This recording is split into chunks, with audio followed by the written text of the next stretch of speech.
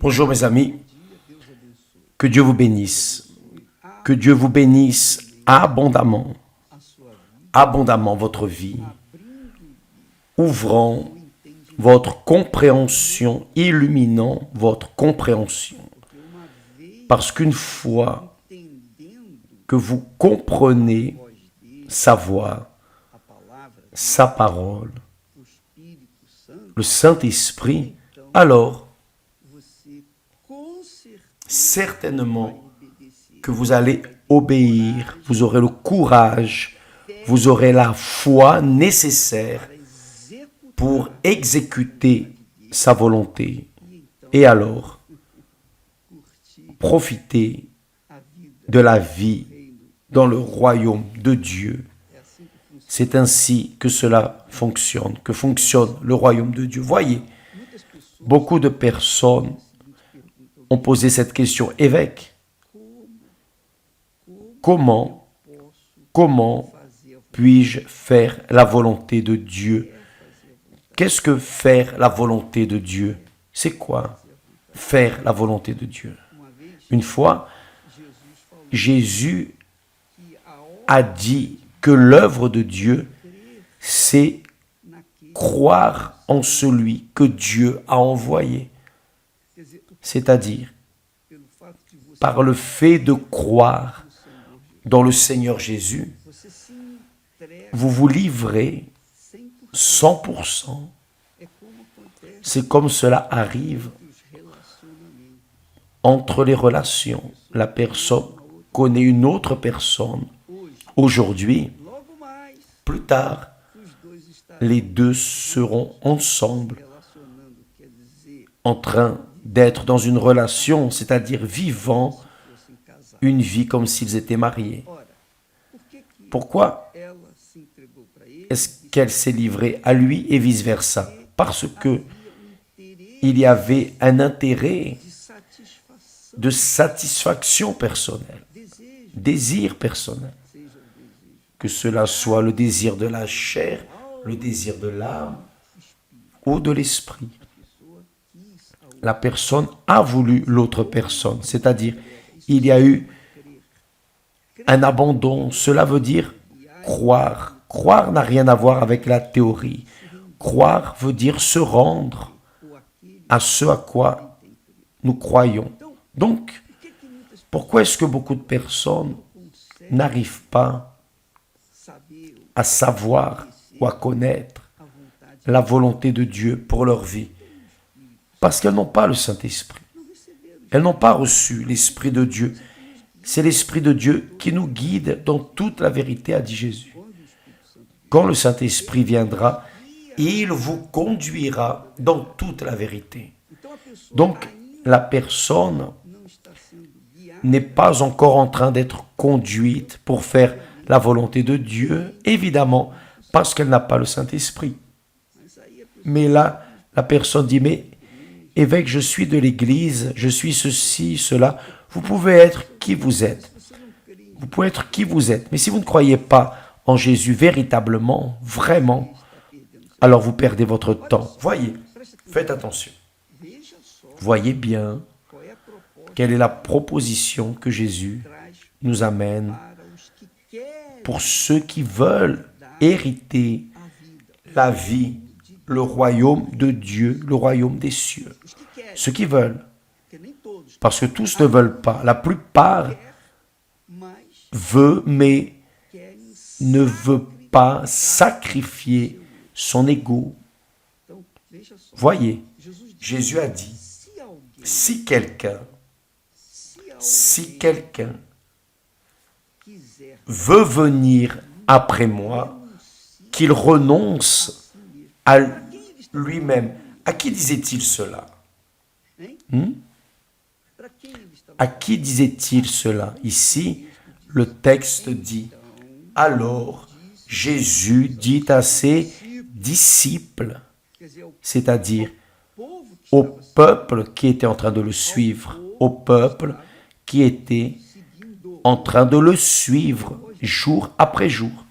Donc, si vous vous prétendez chrétien ou chrétienne, vous êtes inclus parmi ceux qui sont les disciples. Mais parmi les disciples de Jésus à qui il parlait, si quelqu'un veut venir après moi, qu'il renonce à lui-même. Parmi ses disciples, il y avait le voleur, Judas l'Iscario. Il savait cela, il a entendu cela. Mais Jésus savait aussi qu'il était voleur. Même ainsi, Jésus ne l'a pas dénoncé. Il a laissé voler. Il a laissé voler jusqu'au jour certain lorsqu'il a été dénoncé. Et alors, Satan l'a possédé, est entré en lui. Mes amis, quelle a été votre croyance dans le Seigneur Jésus? Quelle a été votre foi dans le Seigneur Jésus? Faites très attention. Quand il dit, si quelqu'un veut venir après moi, qu'il renonce, c'est-à-dire qu'il se vide de son jeu, de son ego, qu'il se vide du royaume de ce monde, qu'il vide sa pensée des choses en relation au monde, qu'il se vide soi-même. Vous devez rester vide. Comment pouvez-vous remplir un verre s'il est déjà plein, s'il a déjà autre chose? Donc, vous devez d'abord vous vider pour qu'alors vous puissiez vous remplir. Jésus a dit, si quelqu'un veut venir après moi, qu'il renonce à lui-même.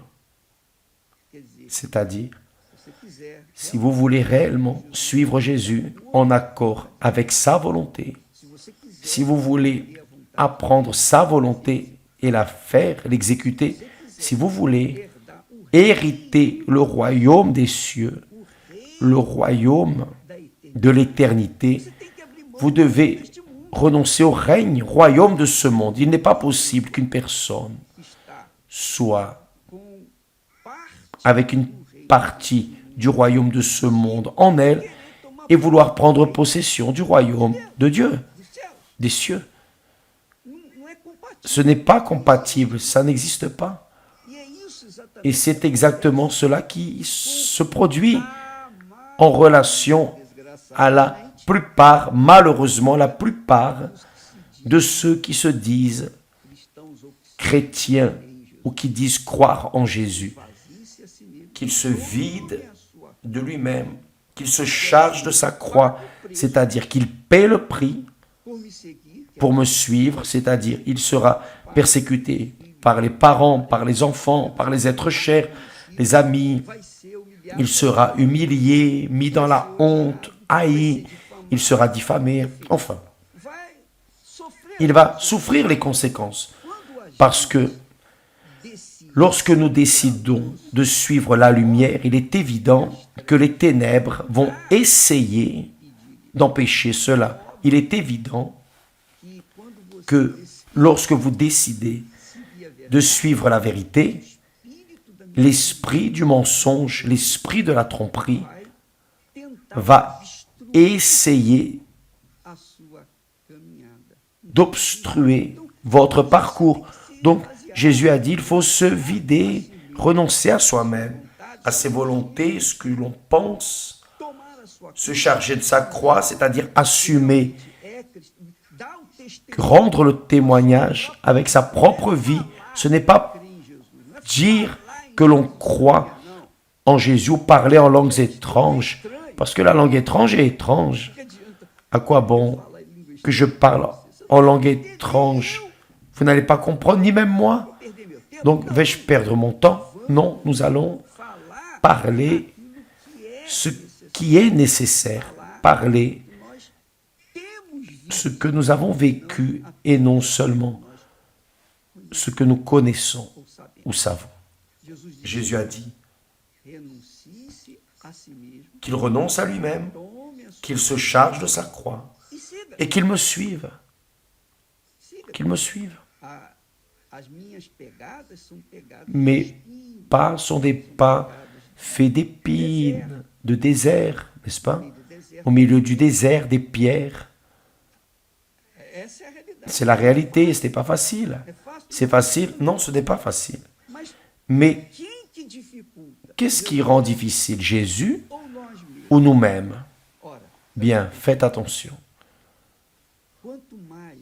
Plus la personne est suffoquée par les choses du monde, moins elle a d'intérêt dans les choses de Dieu. C'est-à-dire, plus elle est suffoquée par le royaume de ce monde, par les conquêtes de ce monde, moins elle sera intéressée dans la conquête du royaume des cieux. Et vous devez décider. C'est chacun de nous qui décide. Chacun doit décider pour soi-même. Je me rappelle que c'est ce texte, c'est le texte que le Saint-Esprit m'a parlé, m'a révélé, m'a fait comprendre. Je n'étais pas à l'église, je n'étais pas dans la prière, je n'étais pas en train de prier, rien de tout cela. Vous savez, j'étais en train de marcher dans la rue, dans le centre-ville de Rio de Janeiro. J'étais en train de marcher vers le travail, vers midi, 13 heures, par là. Et je pensais à quoi? J'avais 19 ans. Je pensais à mes projets, mes rêves personnels. Je me préparais pour l'université et je pensais ce que je serais. Si je serais ingénieur, si je serais de l'économie, enfin, quel cours ferais-je? Ingénierie, économie, j'étais en train de penser. Et soudainement, de rien, un soleil au beau fixe en train de marcher, il a dit, que servirait-il de gagner le monde entier et de perdre ton âme? Il a ouvert ma compréhension. Quelle merveille! Il a ouvert ma compréhension. J'ai compris. J'ai compris. Au même instant, j'ai dit, oh là, non. Je vais m'engager à 100% dans la conquête du royaume des cieux. Je vais m'immerger parce que je ne voulais pas perdre mon âme. Parce que même n'ayant pas été une personne extrêmement intelligente, etc., sage, rien de tout cela, mais je savais, j'avais conscience de l'existence des cieux et de l'enfer. Et je devais faire mon choix. Où allais-je investir ma vie, mon futur? Dans le royaume des cieux ou dans le royaume de l'enfer? Que devais-je faire? Donc, à l'instant, j'ai dit oui, Seigneur. Amen. Et alors, mes rêves sont restés en arrière. Ils se sont évaporés et mes rêves sont devenus les rêves de Dieu. Mener les autres personnes, ce que Dieu m'avait donné, c'est ce que je veux. Donc, mes amis, vous savez pourquoi vous ne recevez pas le Saint-Esprit? D'ailleurs, le jeûne de Daniel commence le 25. Le 25. Ce sera 21 jours à partir du 25. Jeûne d'information. Nous en parlerons plus à ce sujet. Mais le jeûne, évidemment, est pour les personnes qui sont intéressées à recevoir le Saint-Esprit. Mais il y a des personnes intéressées à recevoir le Saint-Esprit qui sont prêtes à faire le jeûne de Daniel. On l'a déjà fait plusieurs fois et n'ont pas eu le baptême du Saint-Esprit. D'autres l'ont eu. Mais il y en a d'autres qui, malheureusement, ne l'ont pas eu. Pourquoi? Parce qu'elles n'ont pas renoncé. Elles n'ont pas renoncé au royaume de ce monde. C'est-à-dire, elles voulaient, elles veulent le royaume des cieux. Vous savez ce qu'est le royaume des cieux? Ce n'est pas un petit royaume, non. C'est le royaume de l'éternité. C'est le royaume où vous serez en permanence avec le roi Seigneur, le Seigneur de la gloire. Pour cela, vous devez renoncer à ce que vous pensez, à vos volontés, vos rêves personnels, vos désirs. Vous devez renoncer à tout, c'est ce que Jésus dit. Qu'il renonce, c'est-à-dire qu'il se vide lui-même, qu'il se charge de sa croix, qui est supporter fermement les persécutions, les diffamations, les mensonges qui se dressent contre vous. Vous allez supporter, vous allez devoir supporter fermement l'isolement où vous allez entrer, parce que lorsque nous entrons ou lorsque nous laissons nous-mêmes, lorsque nous renonçons à tout, lorsque nous prenons la croix, immédiatement, nous restons seuls. Parce que même les êtres chers, les plus chers, vont comprendre, vont accepter cela. Ils vont accuser. Ils vont nous appeler de fanatiques, ceci, cela. Mais c'est le prix. Qu'il renonce à lui-même, qu'il se charge de sa croix et qu'il me suive tous les jours, tous les jours. Samedi, dimanche, lundi, mardi, mercredi, jeudi, vendredi, samedi, dimanche, lundi, tous les jours. Il n'y a pas de férié avec? Non, il n'y en a pas. Il n'y a pas de repos? Non. Non, il n'y a pas. C'est 24 heures par jour. 365 jours par an. C'est ainsi. Et c'est ce qui nous donnera le privilège d'être remplis du Saint-Esprit. Parce que, imaginez, faites attention. Comment est-ce qu'une personne peut recevoir le Saint-Esprit, l'Esprit de Dieu, et en soi être partagé avec les choses de ce monde? Donc, vous devez renoncer, vous devez sacrifier votre ego, vos rêves, vos projets. Qui veut faire cela? Peu. Donc, Dieu voit que les peu qui veulent sont les élus. Élus, choisis et élus. Ils seront élus pour vivre l'éternité avec lui. Donc, mes amis, mes chers amis, faites attention. Faites attention.